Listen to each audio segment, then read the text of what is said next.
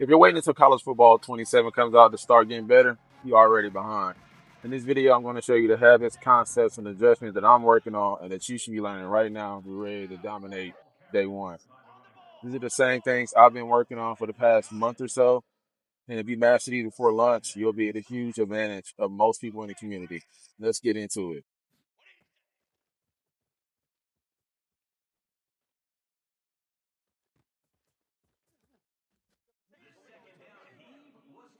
All right, every playbook that we've seen so far, whether it's UCLA, whether it's Ohio State, Alabama, South Alabama, they all have a good bunch. Some have multiple bunches where they can formation switch. You have to have a way to stop bunch. If you can't stop bunch, you're going to lose almost every game against a decent player. You have 10 macros. I think, me personally, I'm going to have 3 to 4 that are just to stop bunch. One of them is going to be with pressure, one's going to be with the stunt, and the other going to be max coverage, whether it be the same way I ran cover three cloud. Just going to be able. I need to be able to stop bunch and everything else around it. I'll build the rest of my defense. Another tip I have is me personally. I'm not going to use zone drops. I think with them adding the smart zone feature, I'm going to start stemming up my zones a lot more. I think that'll be better with stopping drags, having a hook curl, go all the way up and play a post, stuff like that. Especially with being able to change the way your zones play with ultra aggressive, conservative, things like that. Zone drops will just make them go to that depth and stop. So if you set a 5 yard hook, he's not gonna go up and play a stemmed up dig that's at 10 yards. But a smart zone, he will. Another thing, an offensive tip is with people having these macros, you're going to see a lot of heavy blitz defenses because you'll be able to set a whole blitz up with 2 buttons. So one, you need to learn your slot protections for certain defenses. People that ran mint last year are gonna run mint again, and they're gonna be able to have their defense set up with a full shell plus the blitz set up with 2 clicks. So you need to make sure you know your slot protections, and you need to have quick hitting routes like your drags, your out routes, your comebacks, your stemmed up hitches, which is really good. When I played the beta, the stemmed up curls and hitches is really good. Another defensive tip. I noticed that when you put a certain adjustment out, whether it be a deep half to take away cover three bomb, they don't get ran by. You're able to actually stop things. Like if you put a deep half, he's not going to get ran by because of the way the game plays. If you put a cloud flat instead of a hard flat, then cloud flat will play the corner, but he won't play the drag. If you put the right adjustment on the field, where there's a hard flat to stop a curl, a hard flat to stop a drag route, you'll get rewarded with either interception, pass breakup, and with tackling being better, they can rally down. That's probably the only zone drop I would change is maybe my flats to 10 sometimes. That all depends on my opponent. Another tip is you need to have an answer for whatever coverage your opponent is sitting in. Most people, when they got their back against the wall, they're gonna call their money coverage. For me, that was cover three cloud. If it was a 3rd and 8 and I had to get off the field, I'm not coming out of anything but cover three cloud. I'm not going to no cover four, no cover two. I'm going straight to a cover three cloud, and I'll quick adjust out of that. And it's gonna be the same thing. Some people are comfortable out of cub. Some people are comfortable out of running a dollar set. You have to know, okay, my opponent has ran cover four shaded down almost every play for the last 2 drives. All right, cool. If I'm on the third down, a third and short, I know for a fact I'm not gonna be able to throw a short route. But he has his cover shaded down. That's when you go to a stand up curl. That's when you go to a corner route, stand up curl, post route, route combination. Give yourself 3 options where you throw a Texas route in it. You just got to know that your opponent's going to do certain things. They're going to be real repetitive with their defense. It's not going to change much. Most people, especially if you have a money drop in the fourth quarter where they have to get a stop, they're gonna call the coverage that they have the most success in. One more defensive tip is that I think this year, unlike last year, because of the smart zones and the way that you can make your match play and the way you can make your man play, You have to go learn match principles. Whether even if you just learn the difference in cover four palms and quarters, that's going to help you a lot because they both look the same. So somebody that runs a lot of cover four shaded down, you can switch in a quarter cover four palms, cover four quarters. You just got to know the rules. For example, in cover four palms, they go off with the two receiver, and cover four quarters goes off the one receiver. So if you know they're throwing a bunch of four verticals, like they're trying to attack vertically, you call quarters. And if they're running stuff like bunch tight end, smash concepts, just throwing a quick game, you call cover four palms. Do not shade down. Just make sure you have a stunt. And then I'm personally going to run a lot of cover six and cover nine because I think cover six does a good job. That was my coverage versus trips tight end. I think versus trips tight end, any kind of compression with trips, whether that's bunch X nasty, bunch strong. You can also run against bunch tight end. If they're not running PA verticals, you can run cover six. It's perfect. But then you can also, if you want to stay in match but keep everything looking the same, put your shell on cover four, and then you can run cover three match, cover six match, cover nine. Just keep everything the same. Keep the same picture, but then once he hikes the ball, everything is different.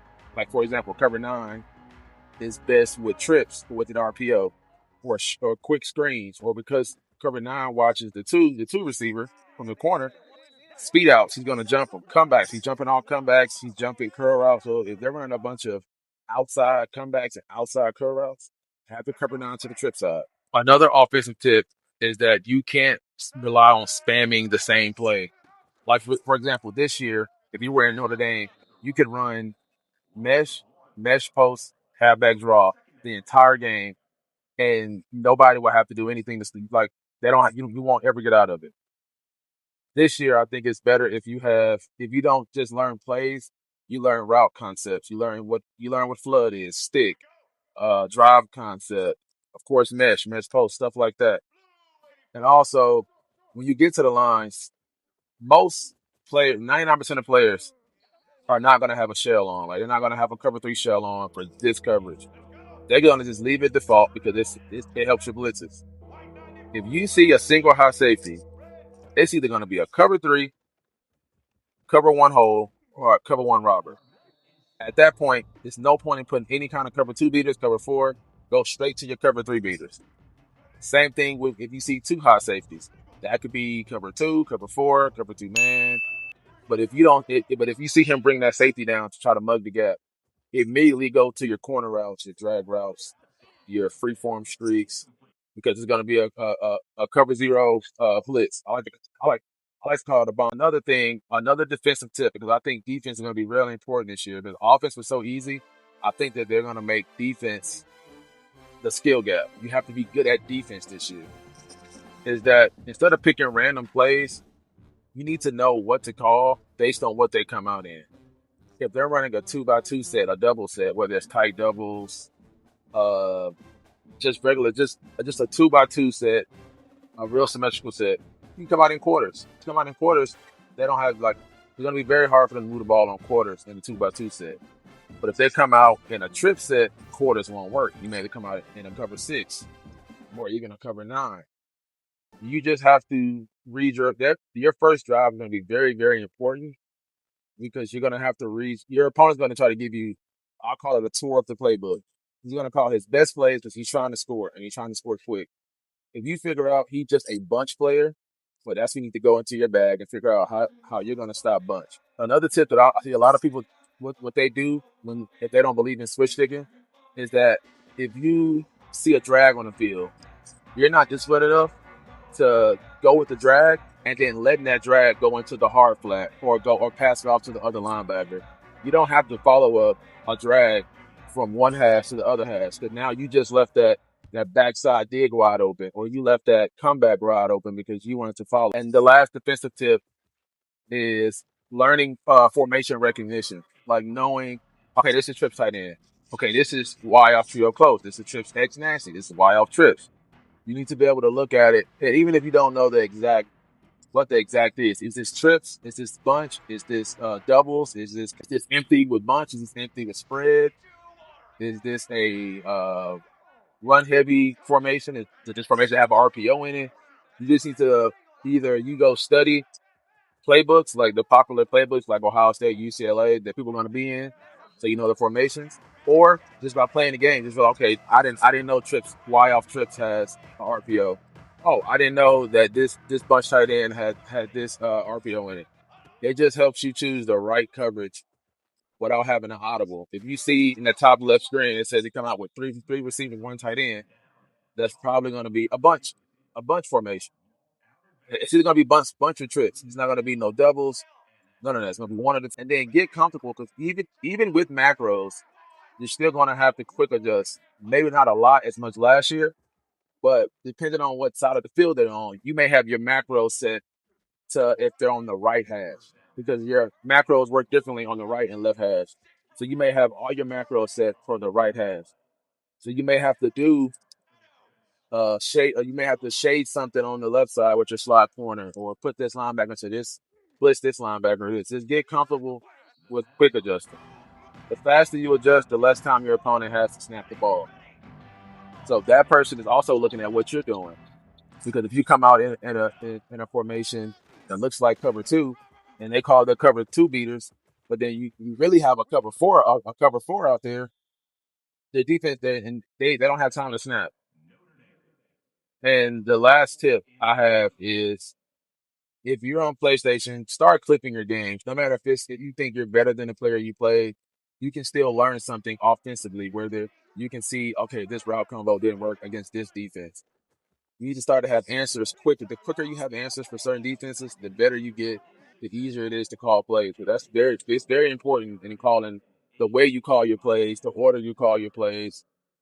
It's just like real life. You're not finna call first and 10, being predictable. The first play of the game, you always run it inside zone. Okay, so you need to watch and say, ask yourself, what was my first mistake that I made in this game? Did I even make a mistake? And then every time you throw the ball, even if it was a touchdown, was there an easier read? Was there a read that was that my first read? Was I able to get back to my first read after I read the whole field? Did I even look to that backside post? Things like that. And then also defensively, when you watch the game back, you can look at things like, did I overcommit with my user? Did I follow a streak when I was really supposed to take the streak, let them go up to the safety and come back down and play the drag, or come back down and play the return route. And the last thing you can do when you're watching your own game defensively is when you look at them moving the ball up and down the field, look at what coverage you're in. Maybe you thought you seen something that you didn't. So start looking at, was I even in the right coverage? Should I have called cover 9 right here? Would cover 6 would have worked? And that's how you're gonna be very successful. You're gonna be very successful in college football 27, taking these tips and tricks and implementing into your game. Hopefully you have a good 27, because I know I will.